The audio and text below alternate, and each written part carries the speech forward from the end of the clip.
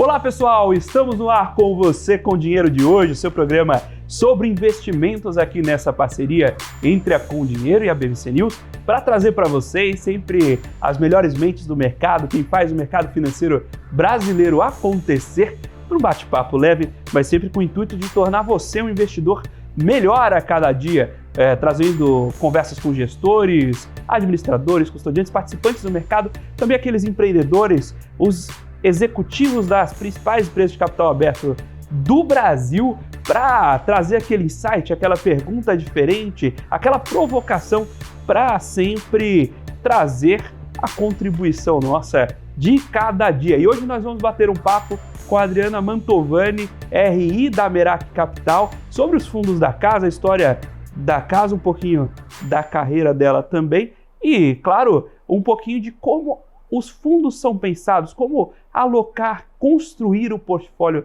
de fundos de uma casa que nasceu em um ambiente diferente, já nasceu uma casa independente. E, naturalmente, como funciona essa nova dinâmica de mercado, como é constituir a casa e captar os cotistas em um universo diferente do mercado financeiro brasileiro. Adriana, um prazer recebê-la aqui no Você com Dinheiro de hoje. Prazer é todo meu, Felipe. Falei um pouco antes aqui da nossa conversa, mas me sinto muito lisonjeada de ter recebido o convite para estar aqui com vocês hoje. Vai ser um bate-papo incrível, com toda certeza. Não, o convite para a Adriana, pessoal, foi um convite, levou um tempo. Eu comento com a audiência de alguns convidados, a gente tenta e não consegue. Não foi o caso, mas eu tive que buscar o caminho, né? A gente tinha conversado com o Rafael antes, mas a Adriana vinha fazendo algumas participações, esteve aqui com o Saravalli, não é isso? Eu fiquei, não, agora eu preciso levá-la lá no programa, e aí, graças ao grande conhecido de vocês também, o Alex André, ele fez a ponte, e agora pude ter essa participação tão especial aqui conosco. Muito obrigada, a gente agradece de verdade. Eu vou começar, eu chamei na introdução esse ponto, que a dinâmica de constituição de uma asset hoje em dia, ela mudou muito. Há 10, nem tanto, mas há 15 anos, dificilmente uma asset independente nascia para captar recursos a mar aberto. Geralmente ela buscava, a asset já buscava a captação com o banco, que geralmente o próprio gestor que fundou a asset já veio de algum banco e aí ele tentava captar primeiro lá no FOF do banco que ele estava, né? Porque a dinâmica era essa, você dificilmente acessava o cotista lá na ponta diretamente. Você tinha que conseguir se vender para uma instituição financeira. E essa ia trazer suas alocações e disponibilizar indiretamente para o público.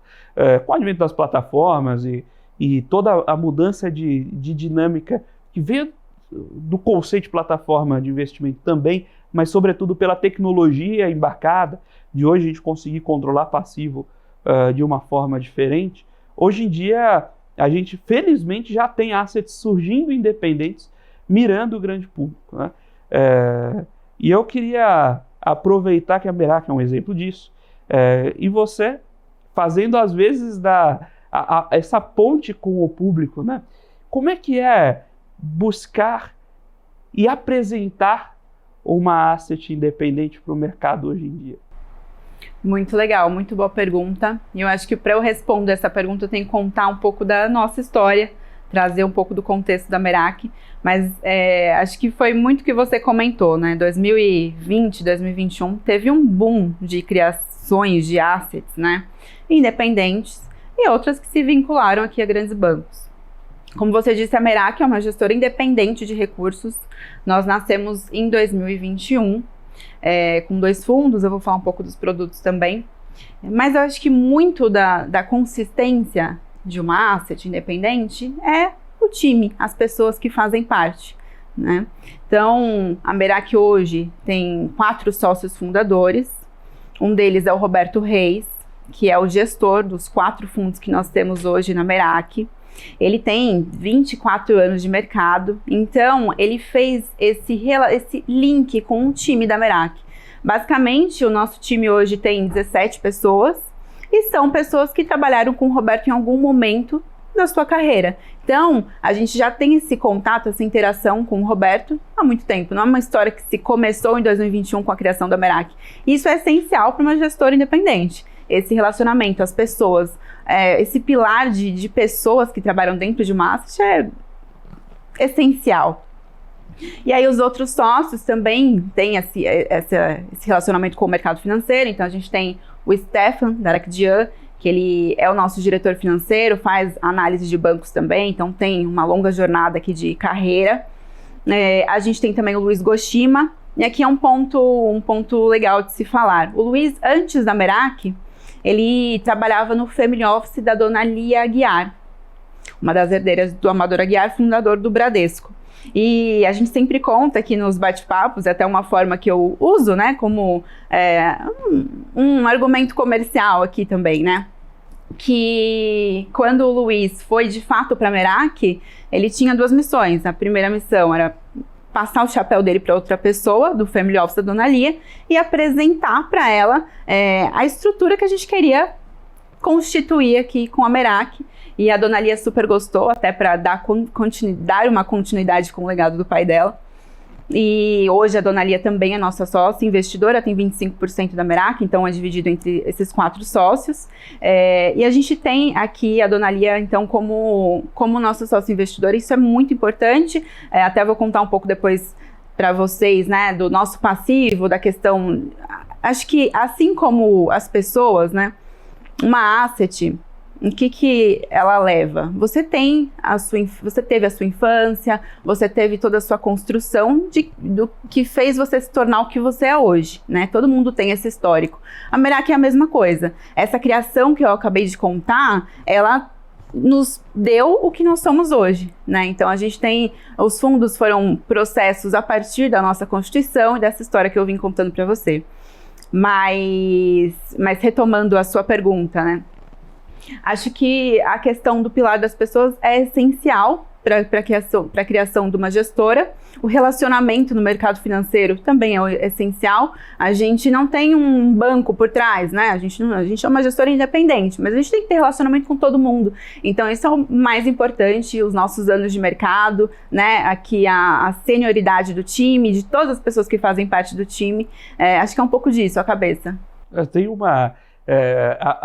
os fundos da Merak, eles estão bastante difundidos nas plataformas, e um ponto que fica um tanto nos bastidores, o pessoal não sabe muitas vezes, é que habilitar cada fundo em cada uma das plataformas é um baita processo, né? Envolve uma diligência específica de cada plataforma, um relacionamento com cada uma delas, para você conseguir disponibilizar aquele fundo aos cotistas daquela plataforma, né? Lógico, tem aquela estratégia, você vai lá e paga o maior rebate de todos, tá? Existe, mas geralmente isso não dura muito tempo, né? Quando você vê, geralmente esses são aqueles fundos que têm explosões de cotistas e eles minguam de cotistas, né? Agora, se de fato vir o caminho da diligência aquele enxugar gelo do dia a dia, é um trabalho muito grande. E como foi tecer todos esses relacionamentos? Esse é um ponto legal, e acho que é um pouco da atividade de uma RI, até contando o que nós fazemos, né?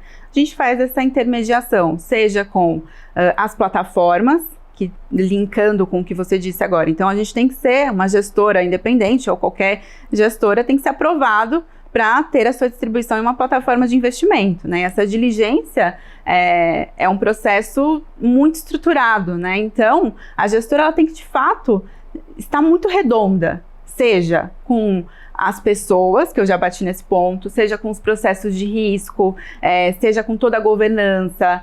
Tem toda uma estrutura por trás de uma gestora. Muitas vezes o investidor, no final, ele vai investir num fundo de investimento. Vou comprar um Merak Horus. Mas ele nem tem noção de o quanto tem por trás daquele produto, né?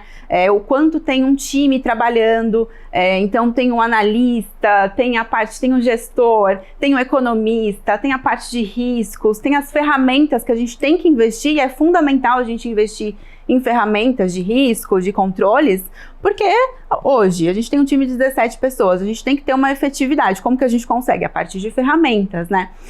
Então tem toda essa parte por trás para a gente conseguir e aqui passar em todas as diligências para a distribuição em plataformas. Hoje a Merak está basicamente as grandes plataformas aqui, os nossos produtos estão.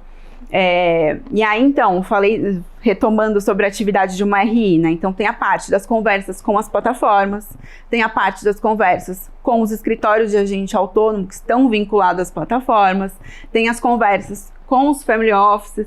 Então, tem muitas conversas aqui por trás disso para a gente, de fato, conseguir abranger todos do mercado financeiro para falar da Merak. E o ponto que você falou é super importante, porque essa avaliação, né, para uma gestora poder ter os seus produtos distribuídos na sua plataforma, de fato a gestora tem que estar muito redonda, né? Tem que estar muito fechada, tanto a parte que eu comentei dos processos, do time, dos produtos, de toda a estrutura.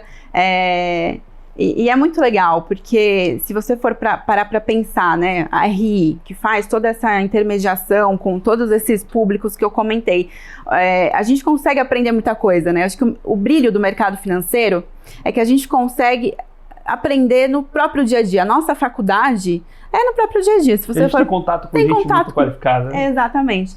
Isso é incrível, porque você fez uma faculdade, eu fiz direito, se eu for te contar. Fiz direito e o próprio mercado te forma, né? E isso é muito interessante, porque a gente consegue ter, trazendo aqui para o universo de uma RI, né? A gente consegue ter a visão de todos os lados, seja de uma plataforma que está do outro lado, seja de um escritório, que ele tem a visão da ponta final. Então, o que o cliente está querendo comprar, né? O que é adequado, qual produto é adequado. Isso é muito interessante aqui para nós. Sem dúvidas. E como você comentou de uma pecinha que, de novo, é carro-chefe dessa mudança dinâmica do mercado, que foi justamente o relacionamento com os escritórios. Como é que é vender o fundo para o escritório? Porque hoje os agentes autônomos são uma peça fundamental que servem como posto das próprias distribuidoras, mas também das gestoras, em comunicar e apresentar as propostas dos fundos lá para o cotista final. Como é que é o desenvolvimento desse relacionamento com os escritórios de agente autônomo? É muito interessante, porque cada escritório tem o seu processo, tem a sua estrutura, então a conversa, cada escritório tem uma história. Então acho que o primeiro papel de uma RI, né, representando uma gestora, é entender como aquele escritório funciona, qual que é o tipo de cliente que aquele escritório interage mais.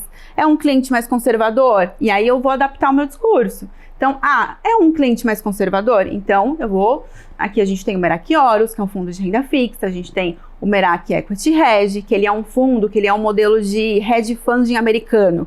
Então, a gente vai ter uma parcela de exposição à bolsa, mas a gente vai ter bastante renda fixa. Então, é para aquele investidor que ele quer ter uma pimentinha de renda variável, mas ele é mais conservador. Então, é essencial que eu, né, ou que a comercial de uma gestora independente entenda como é a estrutura desse escritório, para a gente poder ter uma conversa que faça sentido, né? E cada escritório tem essa peculiaridade. Então, tem escritório que trabalha mais com previdência, tem escritório que tem fundos de renda variável, trabalha com mesas de renda variável, e assim a gente consegue interagir de forma mais direcionada. E a abertura com os escritórios, eu falo que é um bate-papo muito legal. Assim como eu falo que eu aprendo conversando com as plataformas, né? Então, seja BTG, XP, Bradesco, com os escritórios, é essa visão mais cliente final, né? Que a gente consegue ter uma sensibilidade muito maior e é uma conversa muito estruturada, muito legal, cada escritório com o seu conteúdo, com o seu tipo de cliente, e a gente tentando aqui trazer o melhor dos nossos produtos direcionado para eles da melhor forma. Acho que a gente tem uma boa aderência aqui, uma abertura muito grande com os escritórios, é um bate-papo super legal. Se eu te contar, né, da minha rotina de RI, hoje a maior parte dela fica destinada com as conversas com os escritórios, com as visitas. Isso é um ponto interessantíssimo, porque a gente teve um processo durante a pandemia de conversas que não eram presenciais, né? As conversas presenciais voltaram e, ao meu ver, esse olho no olho é essencial, seja em qualquer tipo de conversa, né? Acho que os resultados são melhores, a produtividade é melhor e é um pouco disso. Você tem essa ponte, né, dentro dos escritórios que muda um pouco essa dinâmica, mas também tem a ponta do investidor. E um desafio que lá atrás impedia, por exemplo, uma asset independente surgir, é que você não conseguia falar com todos os investidores ao mesmo tempo, né? Era difícil.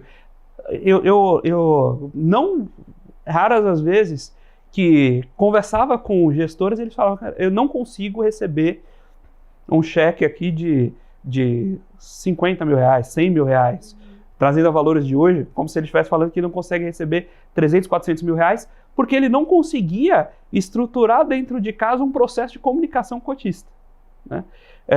E hoje em dia a gente consegue, por exemplo, ter os próprios canais, as redes sociais, consegue difundir esse conhecimento, além de usar esses intermediários naturalmente. E como tem sido a relação, construir essa relação de vocês com o cotista da Merak? Um ponto importantíssimo que você acabou de mencionar é a relação das mídias. Acho que esse é o ponto essencial. A gente vem crescendo aqui, acho que você vem acompanhando na Merak, então é muito importante que o cliente final tenha, além, né, de todo o insumo com a plataforma, com o seu escritório respectivo da plataforma, mas que ele também veja a Merak como instituição, né? E como que a gente faz isso de forma mais eficaz hoje em dia? Através de vídeos. Então a gente tem o nosso bate-papo com o Merak, no qual a gente traz os analistas, o gestor para falar. Então isso é muito importante, porque hoje em dia, como nós atingimos um público de uma forma mais rápida, a partir dos vídeos, dos canais, YouTube, Instagram, LinkedIn, né? Então essa é uma das formas. E as interações com o público final, claro, sempre em conjunto aqui com os escritórios, com as plataformas, mas de fato, trazendo aqui para um cronograma, né? De fato, vem aumentando esse relacionamento, com certeza. Você tem um ponto super válido aqui pra gente. Não, e o próprio... A Merak ainda tem vou colocar como sorte, mas não é sorte, isso propositalmente construído também, que tem porta-vozes, assim, o Rafael, simpaticíssimo, assim, o Rafael, que é economista, a gente conhece, teve aqui no programa em edições passadas também, a própria Adriana, é um time muito acessível, né, e conversando inclusive com family offices, né, que a gente acaba tendo bastante contato pela Com Dinheiro também, eles mesmos trazem a importância. O pessoal da Auri esteve aqui no programa recentemente, e comentando sobre como ter acesso às pessoas da Asset foi um fator fundamental quando eles estavam começando a selecionar portfólio de assets, né? Porque ele não vai... você está entrando, você está levando o dinheiro do seu cliente, e aí você pede uma call, pede uma reunião, pede um almoço, não, se daqui 2 anos, se você crescer, eu falo com você. Você precisa ter acesso, você precisa ter essa confiança. A gente preza muito por isso. Eu escuto muito isso de escritórios, principalmente dos escritórios. Poxa, a gente teve em 2022, né, salvo engano, crises, né, crises de crédito, por exemplo. A Merak é uma casa com DNA de renda variável, né, mas usando só o exemplo dessa crise de crédito que a gente teve. O escritório ou a pessoa, o investidor final, ele quer ter essa abertura com a gestora, né? Passar o telefone, ligar e falar, e aí, você tem posição? E aí, o que está acontecendo? Deixa eu entender cenário. Isso a gente preza muito em todas as minhas conversas. Eu sempre deixo muito claro que o canal está mega aberto. E não só eu, mas como todo o time da Merak, acho que a gente traz isso na nossa essência mesmo, essa abertura de canal, que é essencial hoje em dia. São tantas informações que a gente tem hoje em dia, tanto ruído, né? Se a gente for pensar, falando de cenário do universo de ações, a gente está lá 24 horas acompanhando resultado de empresa, acompanhando questões macro, questões micro, e tem muito ruído, né? E muitas vezes, seja um escritório, seja algum investidor, ele quer pegar no telefone e falar, o que vocês estão olhando, né? qual que é vocês estão cautelosos ou vocês estão mais otimistas? O que vocês estão vendo? Então a gente tem que ter essa abertura, trazer essa abertura para dar mais segurança, né? Acho que é um pouco disso. E você trouxe um ponto que eu estava para justamente perguntar, que é uma casa que começou com o DNA de renda variável. Você entra lá no site, falam que é uma casa de equities, né? Mas vocês, dentro desse DNA, vocês têm uma construção, você tem classes de fundos diferentes. Então, conta um pouquinho do papel de cada fundo e como ele foi pensado para casar com o DNA de equities da Merak. Perfeito. Hoje nós temos uma grade de fundos, né, que vai desde um perfil mais conservador até o mais agressivo.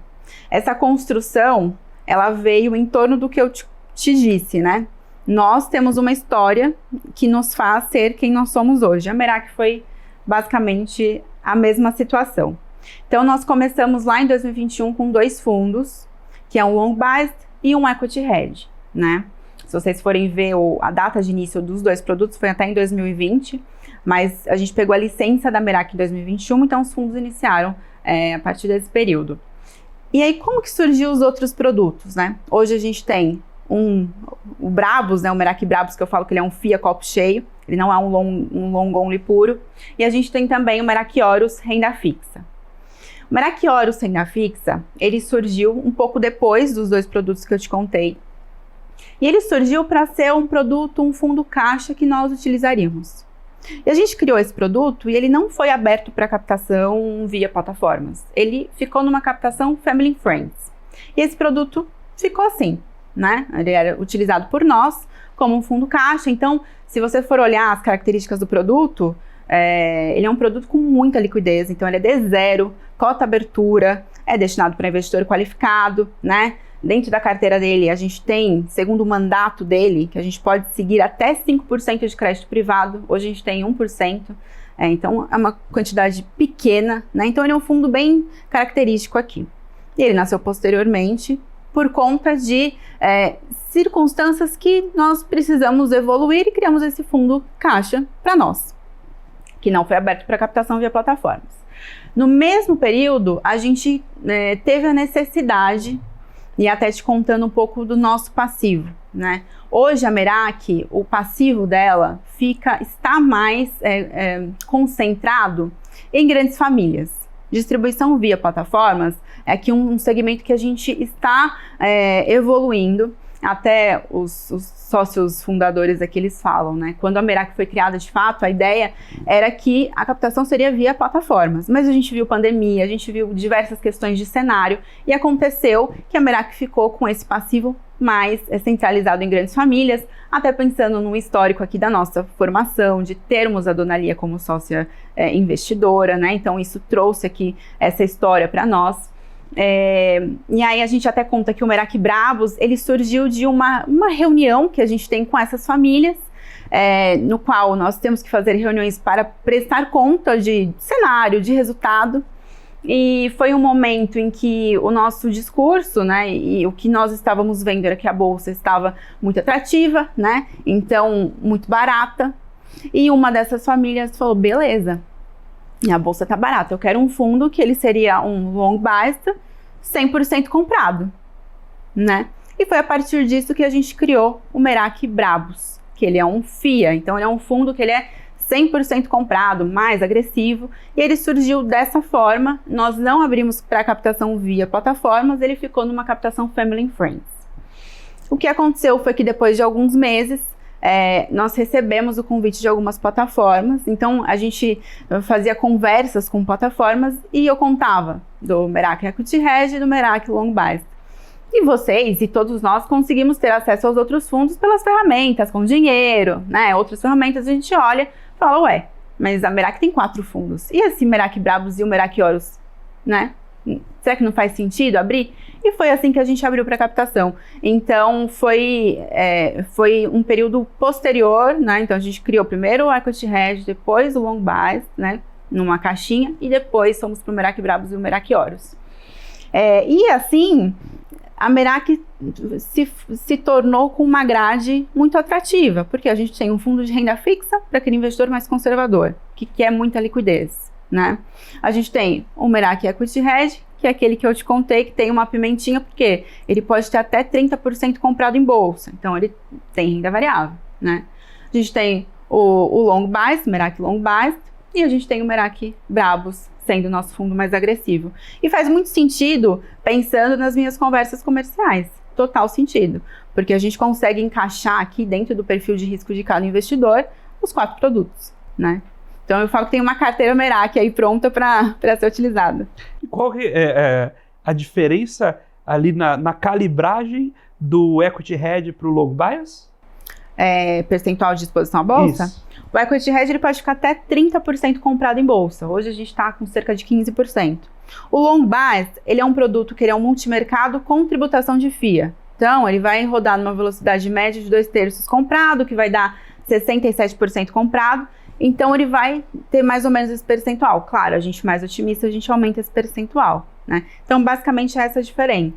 E a pergunta que não quer calar, você falou que ali entrou como sócia investidora, mas ela está aplicada nos fundos também? Com certeza, todos nós. Todos vocês? Todos nós. Skin in the game vale de verdade, não? Essa é a pergunta, a gente tem que fazer essa pergunta. Tá certo. A gente tem que saber se quem está tocando a asset coloca o capital. Com certeza. Nós temos que ser os primeiros a de fato botar fé, né? Acho que é uma palavra que...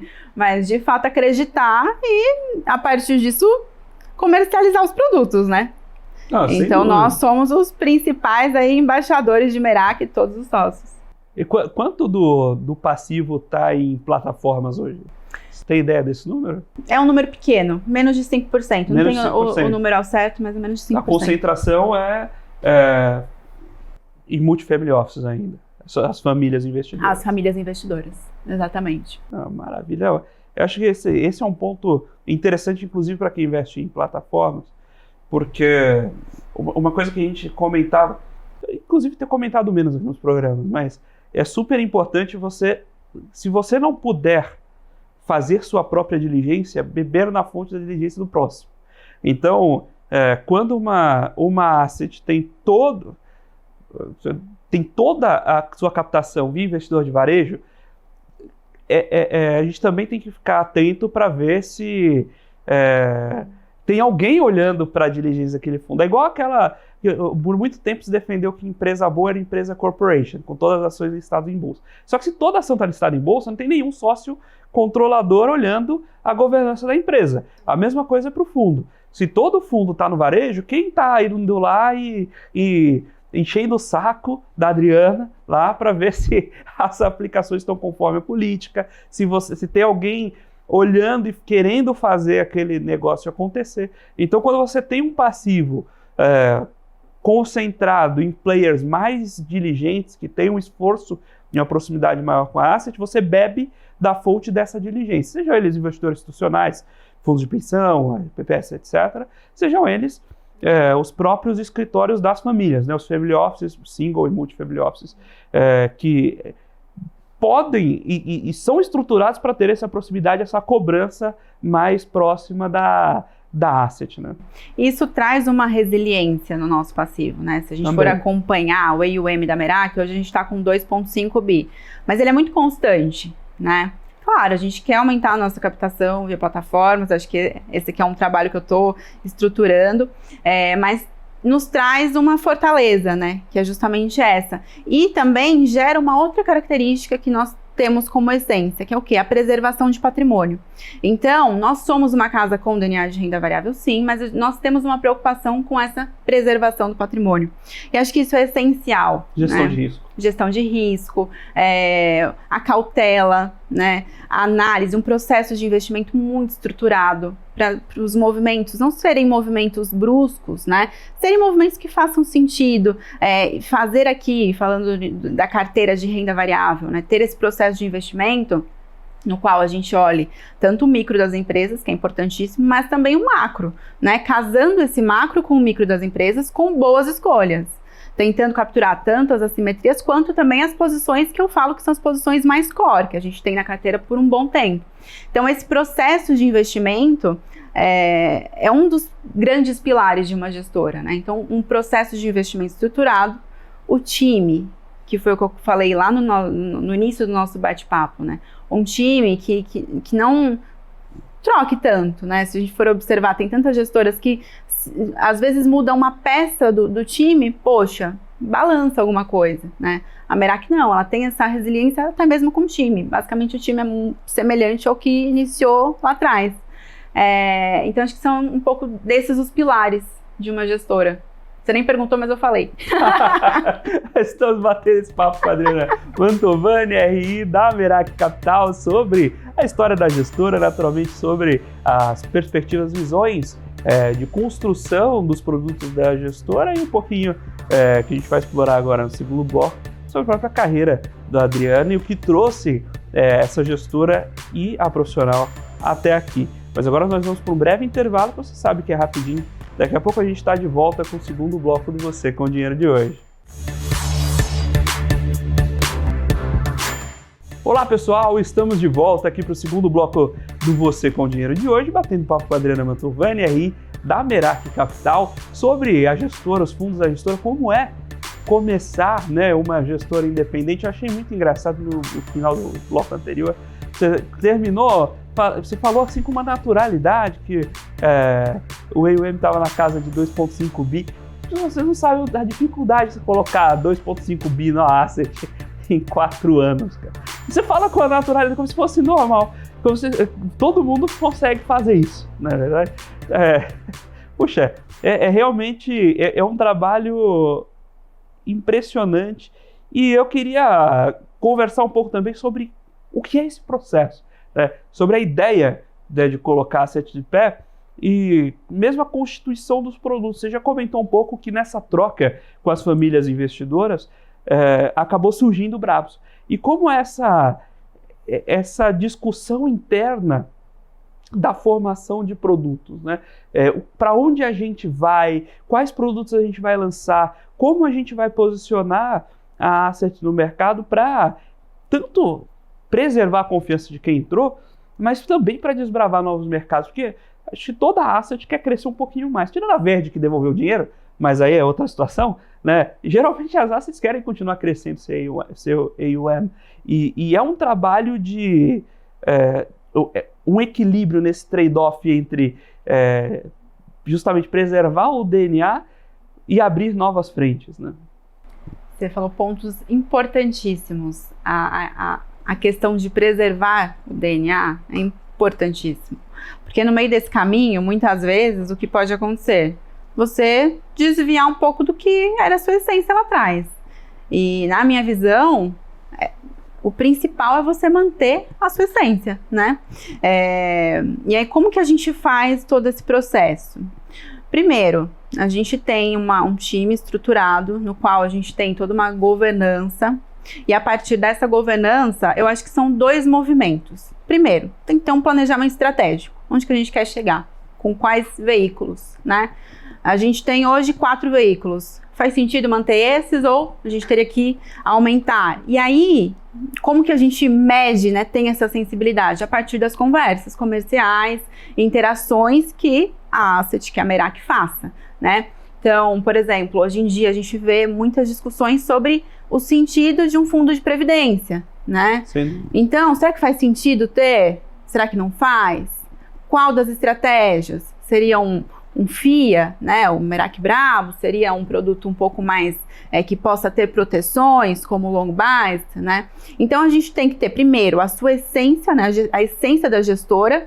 A partir disso, a gente faz o nosso planejamento estratégico olhando para frente e também acompanhando os movimentos de mercado, que, claro, a gente tem que se adaptar, né? Então, a partir dessas interações, a gente consegue entender o que o mercado precisa hoje. A gente pode contribuir? A gente tem braço para isso? Temos, então vamos fazer, né? Então, acho que é um pouco disso que é a cabeça da governança de uma asset independente hoje, que é muito parecido com um bancão, né? Se a gente for pensar um grande banco, claro, uma asset independente, ela, a partir do seu time, falando da história da Merak, né? O time são pessoas que trabalharam em grandes bancos, então a gente traz esse processo de grandes instituições para dentro.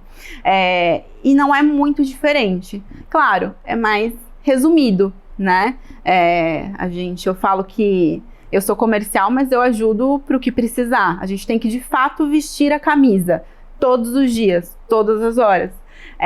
Mas a gente tem essa interação para direcionar os próximos passos. É um partnership por construção, não por opção.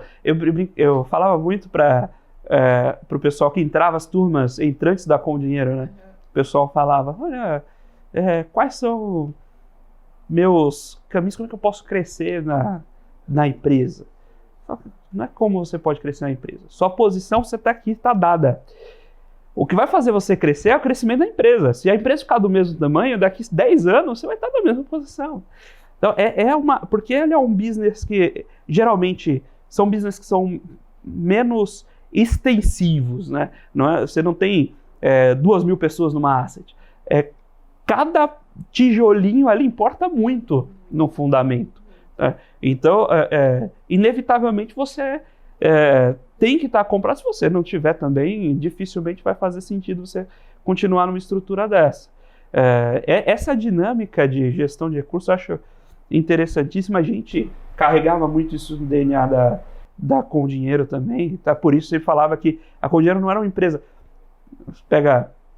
Vou dar um exemplo, o pessoal conhece, né? Mas a XP fala muito que ela não é uma empresa de mercado financeiro, é uma empresa de tecnologia. E a gente falava, não, a Com Dinheiro é uma empresa de mercado financeiro.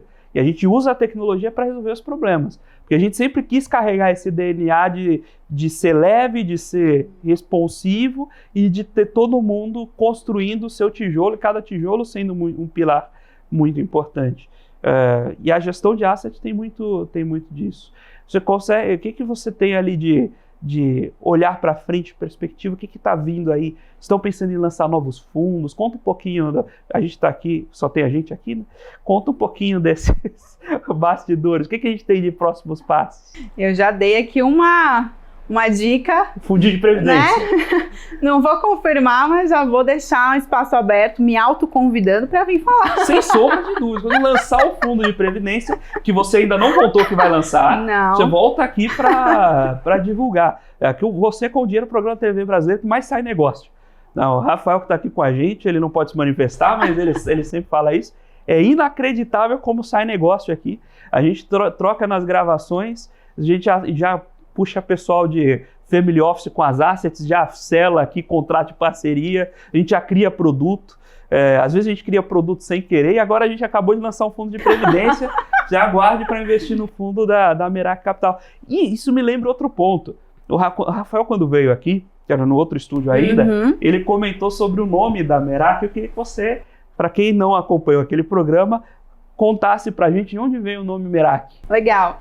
E até uma questão que a gente vem comentando na Merak, porque o nome Merak vem sendo muito falado, mas não com o sentido de Merak Capital, nossa asset. Merak significa tudo aquilo que você faz com alma. Então, muitas vezes você vê em outros lugares, estabelecimentos, ou até, eu já vi até uma pessoa com uma tatuagem. Eu falei até pros sócios, pros meninos. Esse é investidor mesmo, né? Eu vou tatuar aqui, Merak, e é isso. Tô vestindo a camisa de fato. Mas Merak é isso, é tudo que se faz com alma. E acho que reflete muito o que nós fazemos na nossa estrutura. O que você comentou, né? Acho que o time é como se fosse peças, né, de um tabuleiro, essenciais. E cada um de nós, a gente leva conosco essa essência de respirar a Merak. Até quando eu entrei no time, o Roberto falou, você vai respirar Merak, você vai dormir e acordar lendo notícias, pensando, porque é a nossa rotina, é o nosso dia a dia, de fato. Eu acho que o nome, ele casa muito bem com o que nós queremos e o que nós somos. Maravilha. Já que a gente entrou nessa pessoalidade, deixa fazer algumas perguntas também a respeito da sua carreira. Você comentou que fez direito, né? E de onde veio essa... porque poderia ter uma carreira onde você ganha tão bem, tem uma vida tão tranquila, que é de advocacia, você podia prestar um concurso público e ser procuradora, só cair no mercado de capitais, essa maluquice, a gente não dorme mais, sabe? Fica tomando café toda hora. Essa parte da piada interna, que de fato a gente toma café antes de fazer o programa aqui. É verdade. Por que você foi fazer uma coisa dessa de ir para o mercado financeiro? Caramba. Refletindo aqui, acho que a pergunta que ela nunca tinha sido feita, né? É verdade. A vida vai te direcionando para um caminho que quando você vê, você já está lá, gostando do que faz, né? Eu acho que o primeiro ponto é quando nós somos jovens, é muito difícil você escolher o que realmente faz sentido, né? Eu lembro que na época da faculdade, eu não sabia que curso que eu ia escolher, se era publicidade, se era jornalismo. Eu contei que eu fiz algumas coisas relacionadas ao universo de teatro, né, de ser atriz, né? E aí eu falei, qual é a carreira que mais possa ter uma relação com esse universo? E eu acreditei que na época o direito poderia ser uma faculdade mais de humanas, né? Sempre via os juízes, né, nas audiências. Eu falei, acho que faz sentido.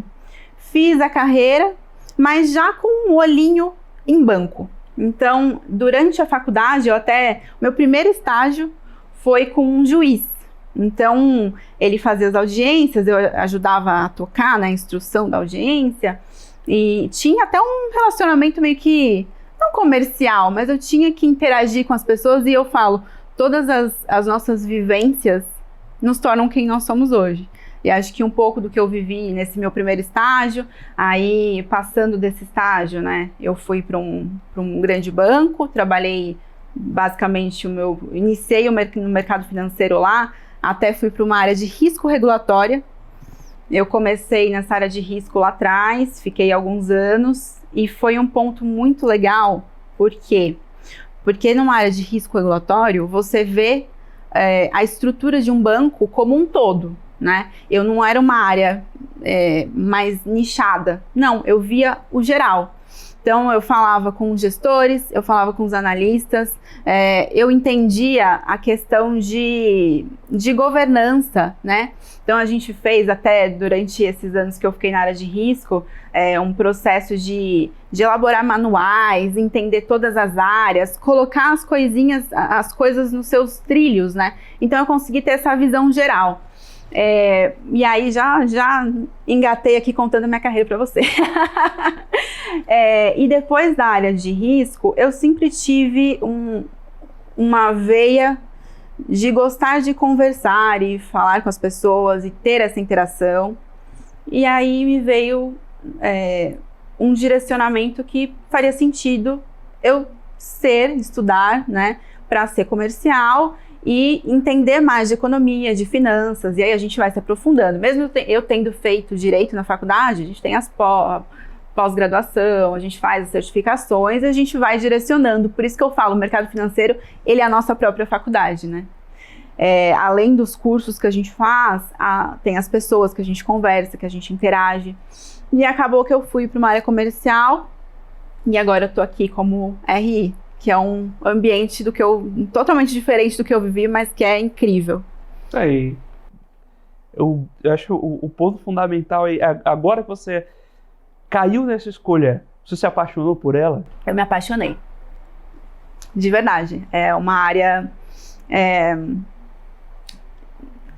A interação que a gente tem é incrível. E a oportunidade de conhecer, de falar, de estudar, é uma área que você tem que estar diariamente estudando, interagindo, seja com os analistas, seja com os gestores, seja com o economista.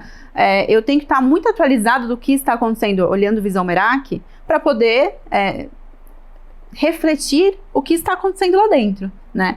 Então é uma oportunidade muito grande o universo de ser uma comercial de uma asset. Já estou vendendo aqui a carreira, né? Fica a dica. Quem está chegando agora no mercado financeiro, né? Vire comercial de asset, né?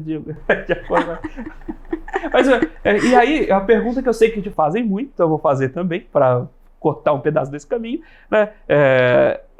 Mas o que você pode fazer o que você pode, precisa, deve fazer para seguir esse caminho, né? Quem está assistindo agora a gente, tem a vontade de seguir nessa direção, como ele pode se preparar? Você comentou dos cursos, pós-graduação, certificações. O que você acha que, agora que você já passou pelo caminho das pedras, já montou a trilha, como você pode deixar as plaquinhas para quem está vindo atrás?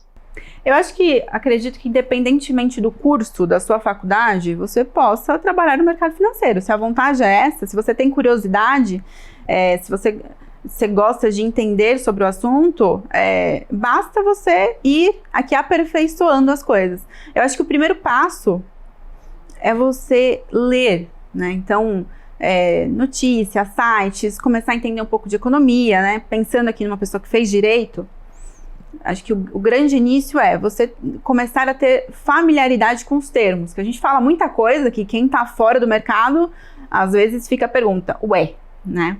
Então, acho que essa familiaridade com os termos, o entender, né, de termos econômicos, financeiros, produtos financeiros, e aí o caminho vai ser qual? Fazer uma pós-graduação, tirar as certificações, que a gente tem algumas no mercado, né? Seja uma certificação CPA 20, seja uma certificação mais focada aqui para a carreira de gestor, né, CGA, enfim. E aí a gente vai aprofundando cada vez mais. Mas acho que o mais importante é a leitura. Esse é o mais importante. Ter a leitura de diversos canais, seja econômico, seja focado em empresa, seja renda fixa, que é um outro bicho, eu falo, né, se comparar com a renda variável, mas é muito legal e importante a gente aprender, porque a gente tem que entender muito de economia, muito aqui de sistema financeiro, né, e eu acho que é um pouco disso. Maravilha. Acho que essa troca é super importante e deixa eu aproveitar e fazer uma pergunta, se fica à vontade e responder se for possível. Você chegou a fazer pós-graduação? Sim. Isso fez aonde? Na FGV. Na FGV, na escola muito tradicional também, mercado financeiro.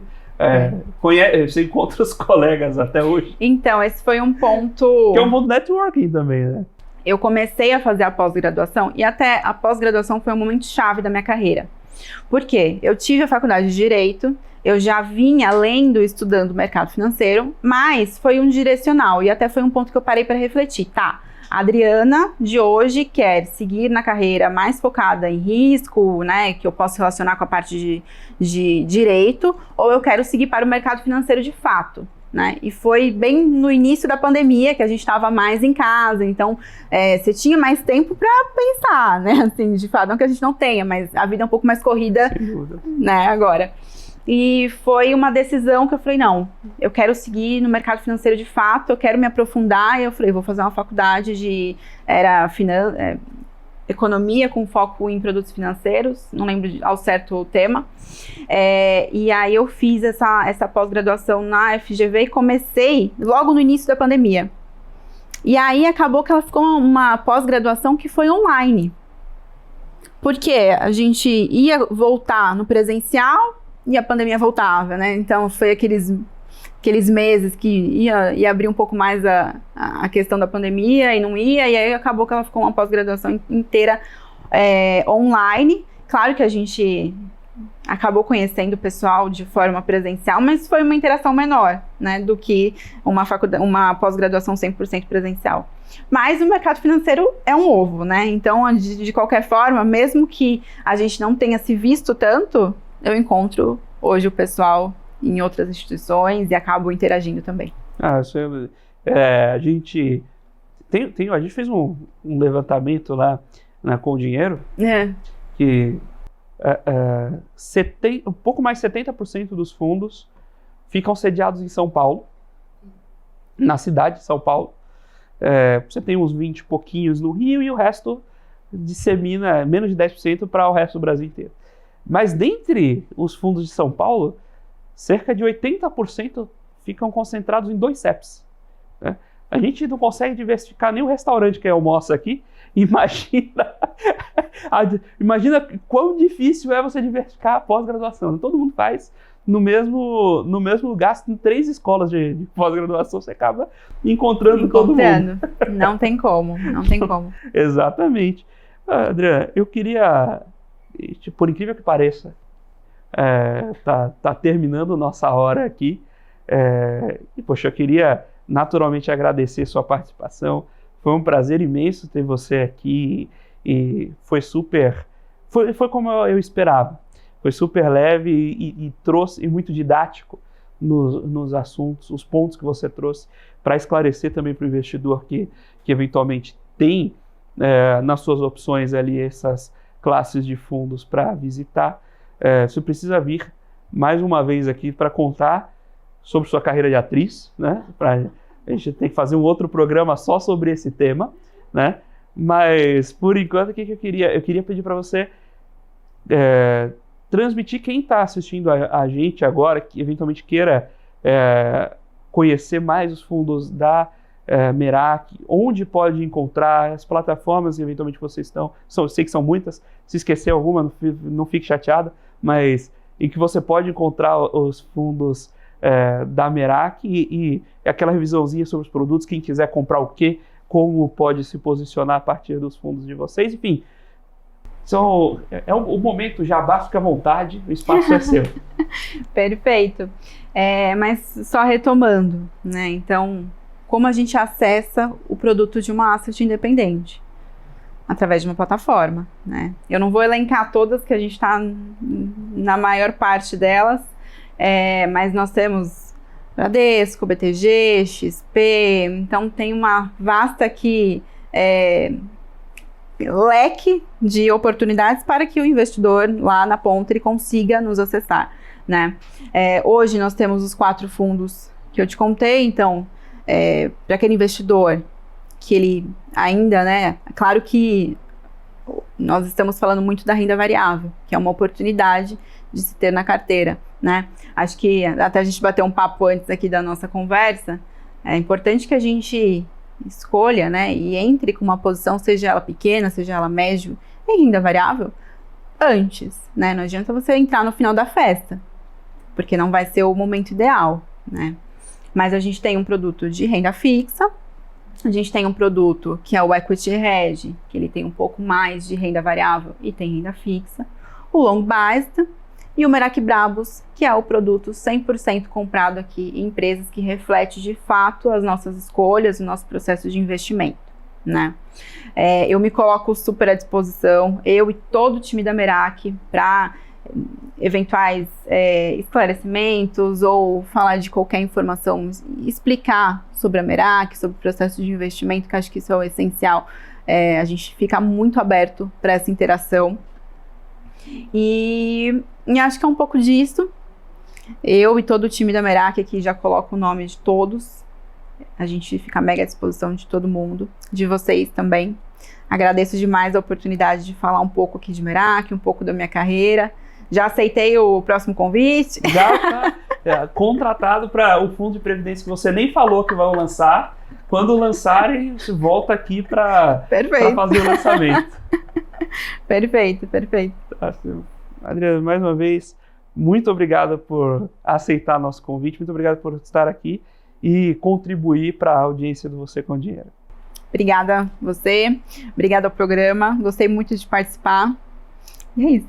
Até a próxima e muito obrigado naturalmente a Merak Capital por ceder aqui a participação da Adriana e muito obrigado a você, telespectador da BBC News, investidor e profissional de mercado, pela sua companhia e pela sua audiência. O Você com Dinheiro vai ao ar de segunda a sexta, sempre aqui no mesmo horário, para trazer para vocês as mentes que fazem o mercado financeiro brasileiro acontecer. Os gestores, distribuidores, administradores, custodiantes, os players de mercado, mas também os executivos das empresas de capital aberto, os empreendedores que vão ser os próximos a entrarem na sua carteira. Todos eles nós trazemos aqui para aquele bate-papo leve, mas sempre com conteúdo, sempre para trazer o algo a mais para vocês. Se você quiser saber mais sobre a Com Dinheiro, sobre as nossas soluções, como elas podem ajudar a você, aos seus investimentos e ao seu negócio, visite www.comdinheiro.com.br e deixe também sua dúvida, seu contato, sua sugestão, seu feedback em contato@comdinheiro.com.br. Nós vamos ficando por aqui com Você com Dinheiro de hoje. Até a próxima!